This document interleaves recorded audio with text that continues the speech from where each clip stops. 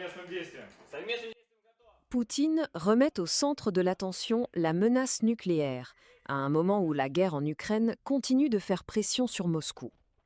Comme cela s'est produit auparavant, lors des escalades du conflit, Vladimir Poutine a utilisé la rhétorique de l'arsenal nucléaire pour renforcer la position intérieure et envoyer un signal d'intimidation à l'Occident et aux partisans de Kiev. Le président russe a déclaré que la Russie mettrait en service d'ici la fin de l'année le nouveau missile stratégique nucléaire Sarmat, qu'il a décrit comme le plus puissant au monde. Il a affirmé que ce missile est capable de frapper des cibles à des milliers de kilomètres de distance, y compris les États-Unis et l'Europe, et qu'il possède une capacité destructrice plusieurs fois supérieure à tout équivalent occidental, avec une portée dépassant 35 000 kilomètres. Cependant, selon des analystes occidentaux de la sécurité, certaines des affirmations de Moscou concernant les capacités de la nouvelle génération d'armes nucléaires pourraient être exagérées, dans le cadre du programme de modernisation militaire annoncé dès 2018.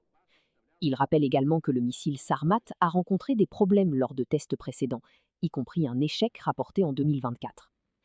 D'autre part, la télévision d'État russe a publié des déclarations du commandant des forces stratégiques de missiles qui a rapporté un test réussi du système Sarmat et a déclaré que son déploiement augmenterait considérablement la capacité de la Russie à garantir des frappes stratégiques et une dissuasion militaire. Depuis le début de la guerre en Ukraine en 2022, Poutine a rappelé à plusieurs reprises la puissance de l'arsenal nucléaire russe, dans des déclarations que l'Occident a interprétées comme des tentatives de freiner une intervention supplémentaire en soutien à l'Ukraine.